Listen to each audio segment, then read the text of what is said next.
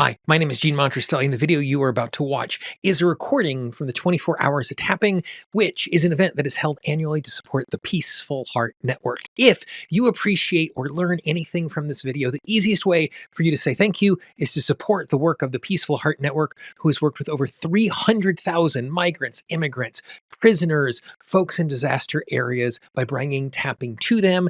As you watch the video, across the bottom, you will see a link where you can support their amazing work. And I hope you enjoy this conversation. Lisa Forbes is the author of I Can Take It From Here, a memoir of trauma, prison, and self-empowerment, and is the founder and executive director of Operation I Can Take It From Here, a nonprofit dedicated to helping restored citizens who are formerly incarcerated individuals to heal from trauma and reclaim their lives with dignity and purpose.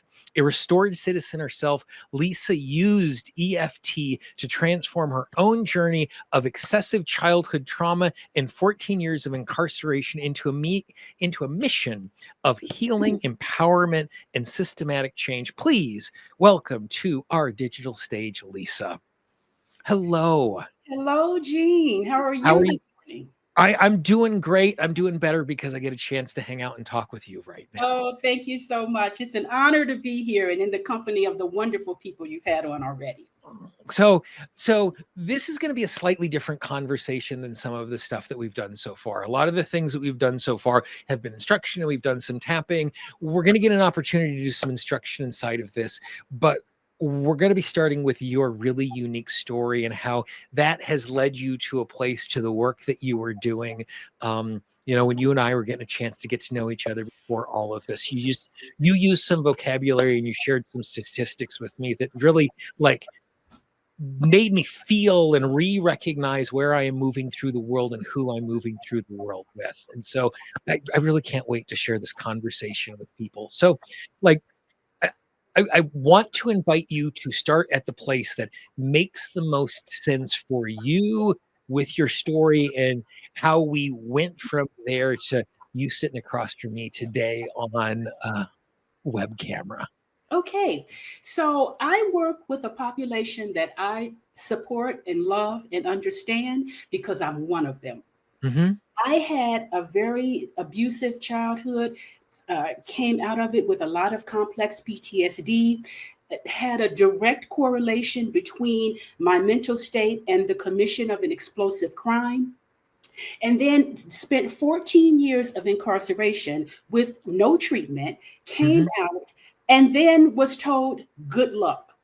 Yeah. And so I found myself repeating within 9 months of being released the very same experiences that I had had in my childhood. I married a man who was my father's age. I had grown up the youngest of 6 children. He had 5 children who were older than me. And it wasn't long before I realized I've been here before.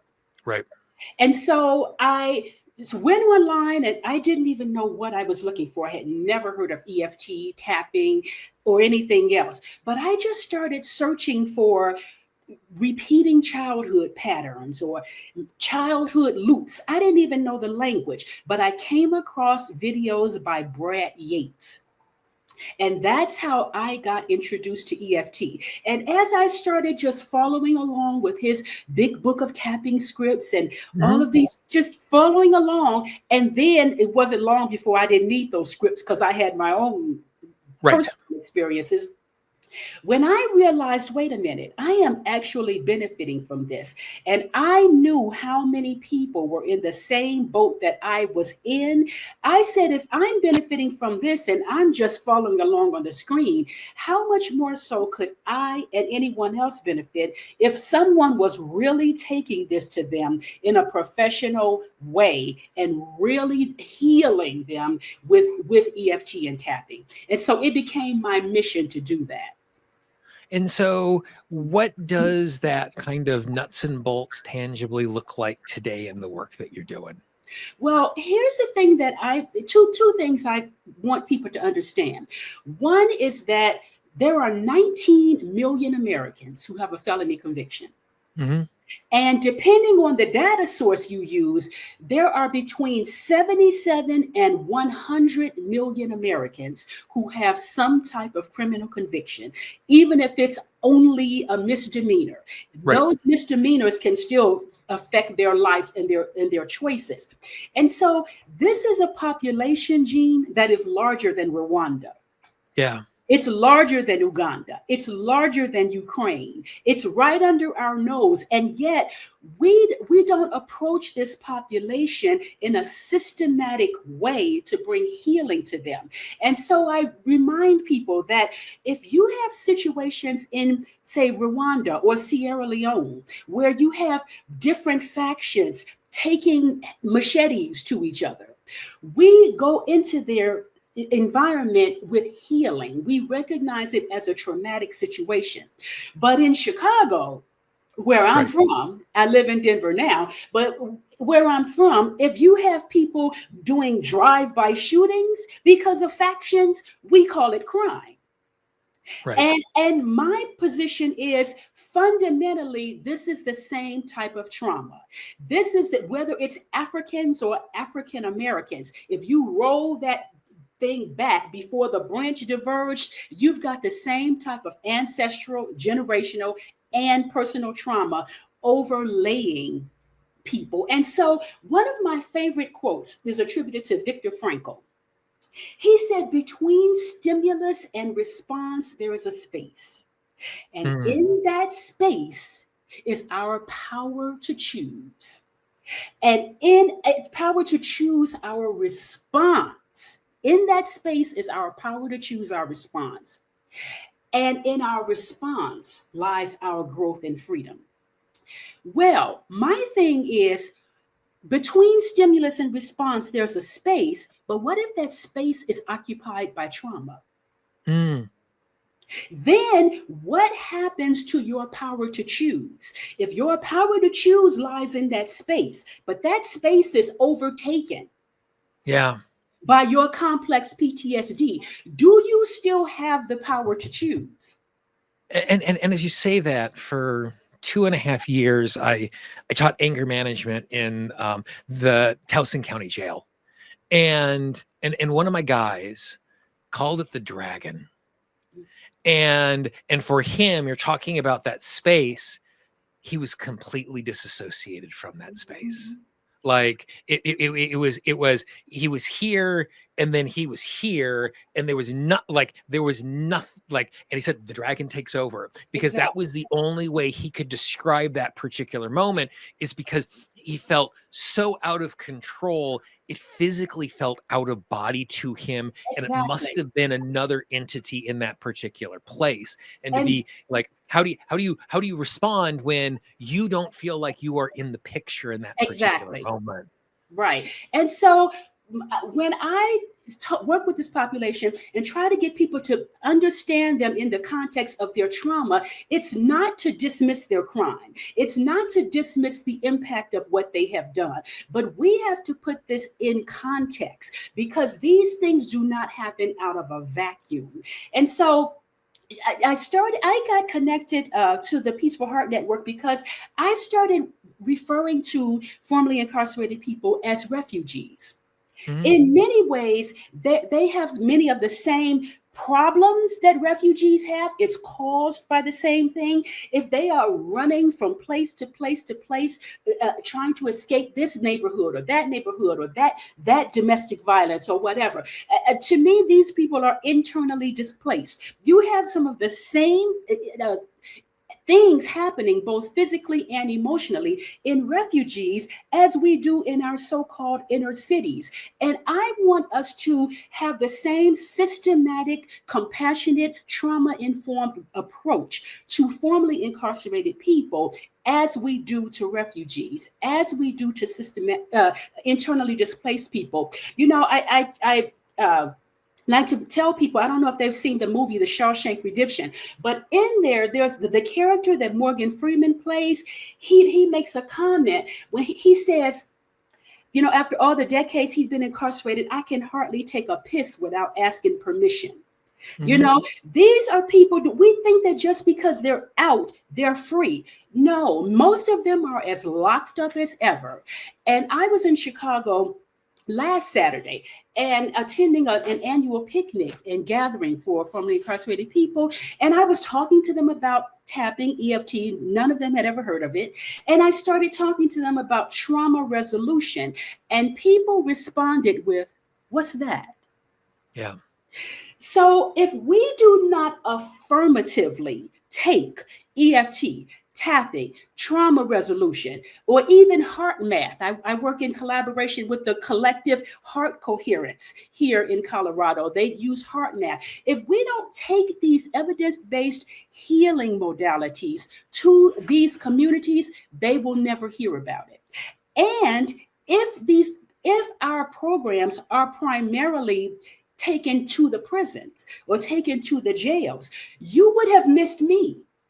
Yeah. You would miss the people who are already out. So our mission is to focus on these people who are in the communities, trying to navigate their lives, trying to raise children, trying to be on jobs with untreated PTSD, and EFT can heal them so easily and so thoroughly that it's really a tragedy that we're not taking it to them.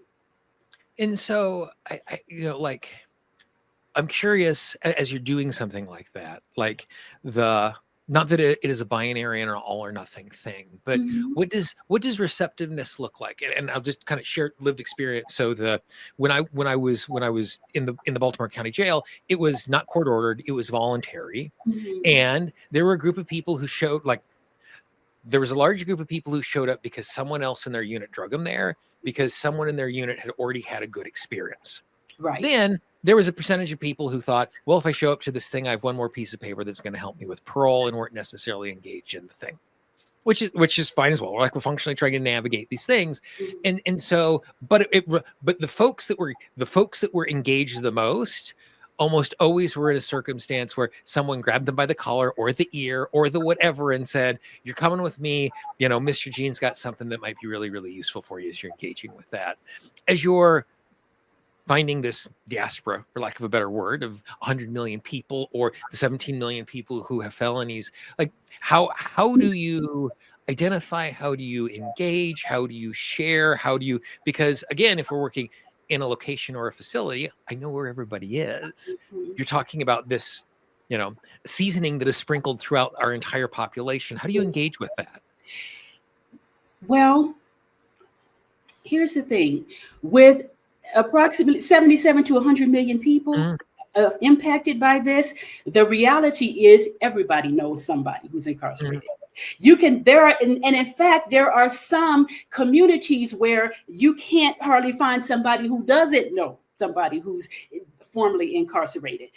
And even if that's not true necessarily in your community, I bet your coworker's child knows somebody. I bet your daughter's boyfriend knows somebody. I bet. So, we are actually everywhere. We are standing behind you at the bank. We are standing behind you at the grocery store. We are sitting next to you at the airport. We are next to you on the bus. We are everywhere. We are filling up our car right next to you.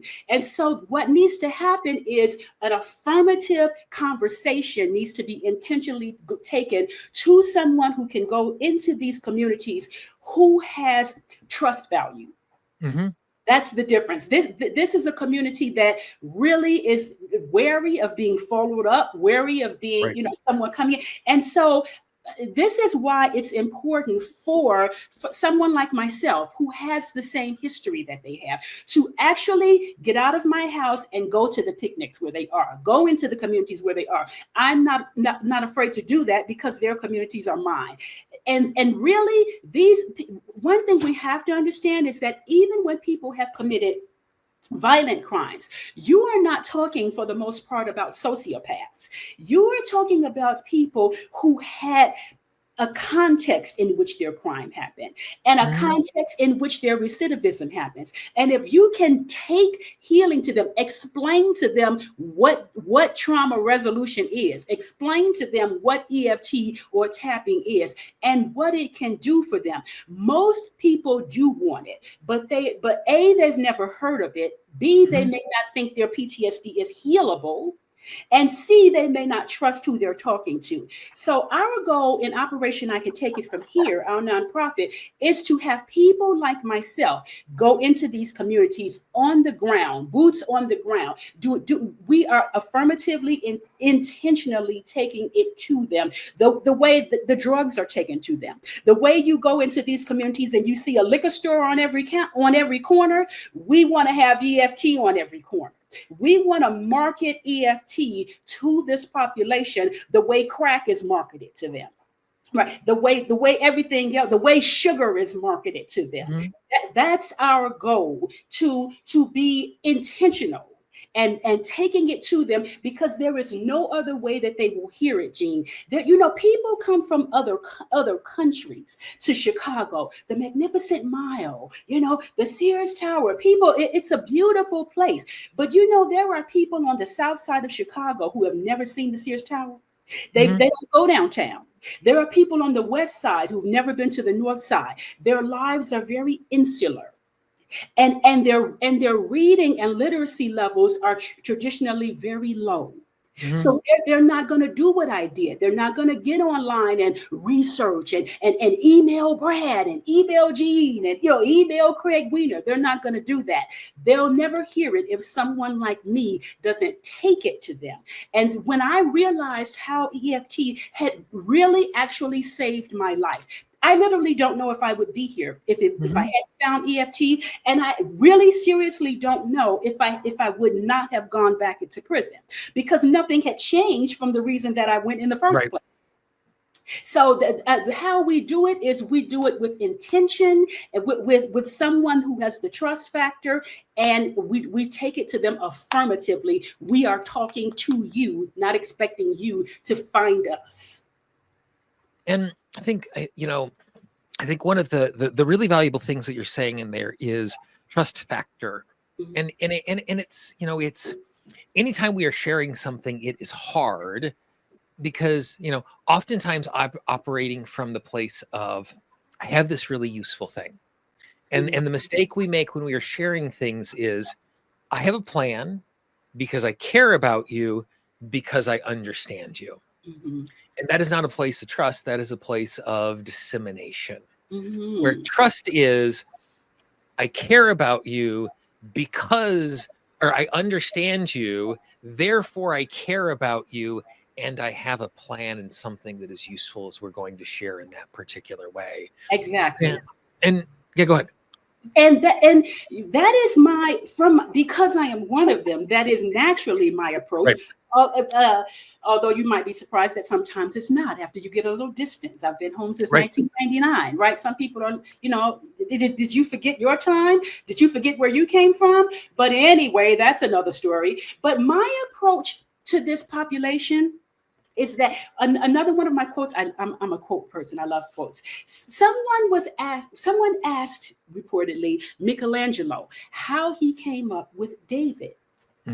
And he said, I saw an angel in the marble and I carved until I set him free. Yeah. That's the way I look at this population. I don't look at, these poor, pathetic creatures who need healing. I look at this population and I see people who have magic. I see people who have talent. They have gifts. They have resilience. They have dreams and hopes. There are things they'd like to do, and they are encased in a marble of trauma. They are encased in a marble of history. They are encased in a marble of an environment that reinforces their PTSD. And so I see EFT as the tool we can use to carve that stuff away until we set them free. And I think one of the things that's really just like as a human experience something that's valuable, and in much more trivial ways, with some of my clients is I'm helping them to take action.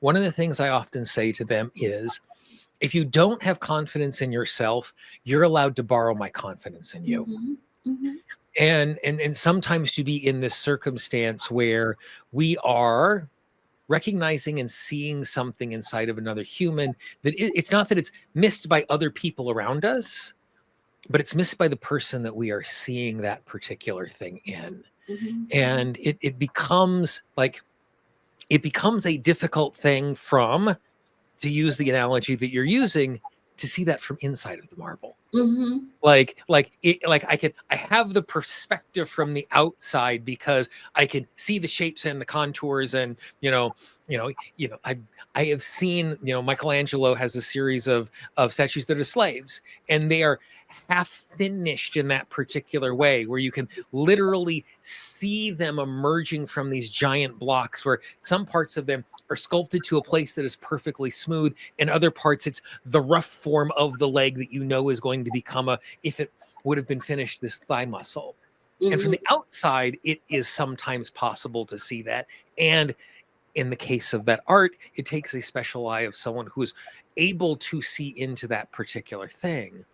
And it's That such is a, why. That's yeah. why I wrote my book.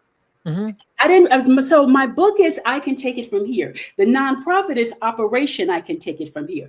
I didn't write the book because I wanted people to applaud me afterward. Right. I wrote the book because I wanted people to follow into the operation, because Yeah. I wanted people to read my story and know that when I talk about trauma, I'm not talking from theory. When I talk about healing, I'm not talking from theory. I want the people in this population to know that I am you. I am one of you. When you see me, you can see yourself. When you hear me, you can hear yourself. When I talk about my childhood, you would hear me if you were deaf. If you would see me if you were blind, because I am right there in the midst of you, and my story is your story, and you can trust me. That is one of the reasons why I think it's really important for EFT to be marketed to more Black people, and more people of different Yep. ethnicities, because otherwise it becomes, even if from that perspective that is not at all what they intend, for a population that is innately distrustful, it looks like somebody else just bringing something into them, and wanting to save them somehow. But when a person whose face they know, when a person whose story they know, and they can see themselves in it, says, EFT saved me, let me show you how we can save you, it carries a different weight to that population. And so that's how I reached out. I reached out to Eric Curie originally when I saw his DVD is on the Veteran Stress Project. And Yep. because I saw that, and I said, okay, well, I wonder, Eric, would you be willing to do the same thing, but with a different demographic? And Eric, wonderful person, he said yes. He said, but definitely you're going to need to be the face of it, Lisa, because A, I'm in Canada, and B, I don't know any Black people. Right. And that's just the realities. And it's sometimes in the healing world that people don't know Black people. And so you have the things working in Africa and other experiences, but you overlook the African Americans who are suffering as much as anybody in Africa. So that's what that became my mission. That Hmm. became not to blame anybody else for not doing it. Do the wonderful work that you're doing. If you the people that you're helping deserve your help, and you deserve recognition for it. But my mission is to take it to the people who are like me, who never otherwise would have heard of EFT. And so, now that you are in a circumstance where you are acting from a place of activism, acting from a place of being forward moving into this particular thing, what is the thing that you have learned about yourself in this moment of activism and stepping up and trying to step into that particular role inside of the community that you have just carved out and named? Well, two things. One, I've learned to have more compassion for myself. Mm. because even after all this time, I got exposed to EFT shortly after I came home. But even after all this time, there are always things to unfold, layers to peel back. And so I don't hold myself to a standard to where I have to be perfect in order to help somebody else. It's a healing journey. And so I'm on this journey with this population. But the other thing that I have learned about myself is just to get myself out of the picture.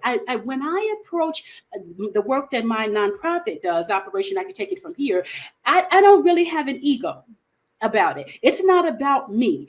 It is about effectiveness. What will work? I will work with anybody who can help make it work. Because I know tapping works. I know EFT works, because if it wasn't, if it didn't, I don't know where I would be. So when I'm asking people to help me do this, it's not because, oh, great me. It's because this works. Let's share it with other people who need it. So it helps me to be compassionate to others when I remember that I still need the same compassion for myself. And, I have a violent crime. And so it also, I can't, as I have said before, I can't stand back and minimize the impacts of my crime. And I don't do that with other people as well.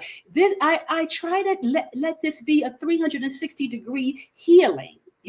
I can't change the past, but I can definitely become a person who would never have done that had I not experienced the trauma that I had, and will never do it again because of the EFT that I've had, because of the healing. And so it's just it's a message of healing in the United States, of this 100 million people, as much as it's a message of healing in Sierra Leone, as much as it's a message of healing in Rwanda. People really don't understand the depths of the continuous trauma. We talk about post-traumatic stress. In our communities, Gene, it never gets to be post, because it's present every minute. If I'm driving while Black and I see lights behind me, don't think for a minute I'm not triggered, right? And people talk about flight, fight, flee, all these things. Listen, I don't have flight, because if I flee, I'm gonna get shot 20 times in the back. I don't have fight, because if I fight, I'm gonna get beat to death. Even if I fawn, I'm gonna get beat to death. So it never gets to be post. We don't have post-traumatic stress syndrome. We have daily, continuous, ever-present stress. So the EFT is so critical in these communities where I'm really working to work with people who are willing to market to this community, work with this community, and work with someone like myself who may have a greater trust factor with this population. This is my mission. This is what possesses me. Awesome. Well, when I first met you, possess is the exact right word. Like it is clear. It is clear where all of that is coming from, and the way that you're moving through all of that. So I want to thank you for sharing your story and sharing honestly where you are. And, as you continue on this journey, like, just know that it is amazing that you are committing yourself to being an agent of change for a place and that sort of thing. When I was invited in to do some work in Baltimore County Jail, like one day the guys asked me, like, why are you here? And I said, because I want to give your kids their dad back. Like, I didn't want them to go through that cycle of recidivism like that. Like that was the tip of the spear, is a way that I found my way to try in very small, meager ways of doing that particular thing, but trying to meet them at that particular place for that particular outcome. And so the fact that you are committed and you are passionate about that is something that is really, really appreciated. So thank you so much. Thanks for your time, Lisa. I hope you have a wonderful day. Thanks for joining us. You too. And I'm looking forward to you being able to get some sleep. Awesomeness. We're home stretch. We're getting there. Okay. Bye-bye.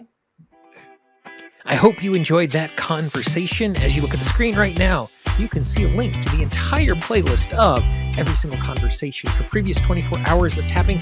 There are over 120 presentations waiting for review, and please consider supporting the amazing work of the Peaceful Heart Network.